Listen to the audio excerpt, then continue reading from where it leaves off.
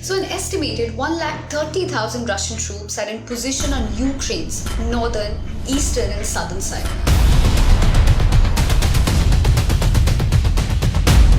It suddenly feels like a scene from the Cold War. An unpredictable Russian leader amassing troops and tanks on a neighbor's border. So, Russia, US, UK have been talking. People are nervous. So what's behind all this? A war? Let's talk about the Ukraine and Russia crisis in detail.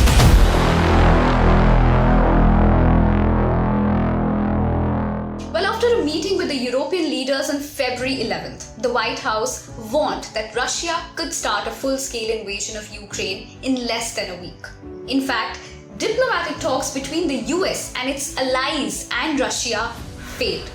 Well, advising Americans in Ukraine to return, US President Joe Biden said, "We're dealing with one of the world's largest armies." So why is there even a conflict? Let's understand.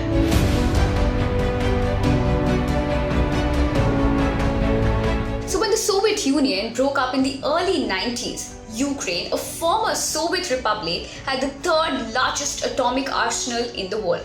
Yes, the United States and Russia then worked with Ukraine to denuclearize the country, and in a series of diplomatic agreements, Kyiv gave its hundreds of nuclear warheads back to Russia in exchange for security assurances that protected it from a potential Russian attack. While those assurances were put to test in 2014 when Russia invaded Ukraine. Yes, Russia annexed the Crimean Peninsula and backed a rebellion led by pro-Russia separatists in eastern Donbas region. With this conflict in eastern Ukraine, it has now killed more than 14,000 people to date. But furthermore, Russian President Putin has repeatedly said Ukraine's aspirations to join NATO. NATO is the North Atlantic Treaty Organization, which was created in 1949 by the United States, Canada, and several Western European nations to provide collective security against the Soviet Union, which are a red line, and thus he expressed concerns about plans by some NATO members to set up military training centers in Ukraine.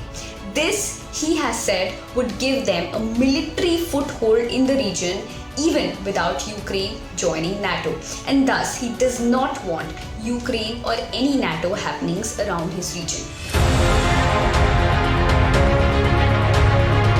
So what does Russia actually want? Well, it is more about what Russia doesn't want. Yes, so Russia does not want Ukraine in NATO, and has said as much on its list of security demands which was sent to the US last December. The demands included a halt to any NATO drills near Russia's border. While many of these ultimatums have been slammed by the non-starters in the West. Well, another debatable question as to will Ukraine join the NATO?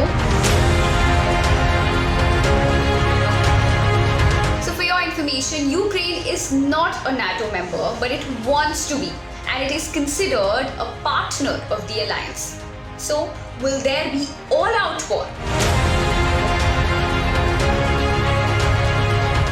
So the West is accusing Russia, which has massed thousands of troops on the Ukrainian border, of preparing to invade its pro-Western neighbor, Ukraine. Well, US President claims total unanimity on how to deal with Russia.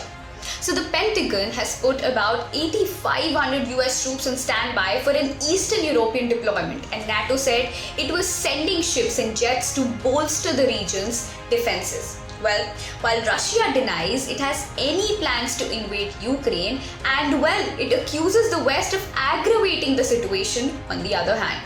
So while it is uncertain whether war will break out between the two countries, but as per some analysts, Russia could move on Ukraine to claim a quick decisive victory and increase its bargaining power in future talks about NATO's expansion and spheres of influence. And you must be wondering as to what happens if Russia invades Ukraine.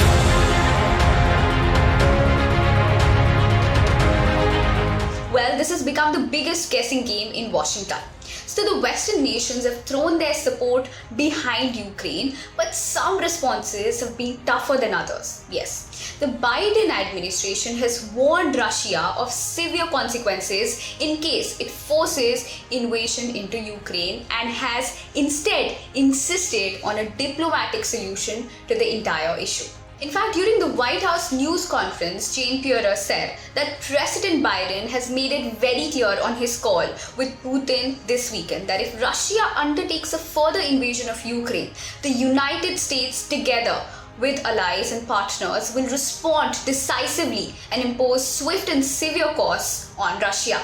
So if the war actually happens, we could see a high-intensity, extremely bloody war of the sort most European thoughts had been consigned to a distant past. It could cause massive refugee flows and spiking military tensions that would further destabilize the continent. So with the building tensions, Prime Minister Narendra Modi has also advised Indians to exit Ukraine. So what is your take on the entire issue? Do tell us in the comments section, and for more information, do not forget to subscribe to our YouTube channel.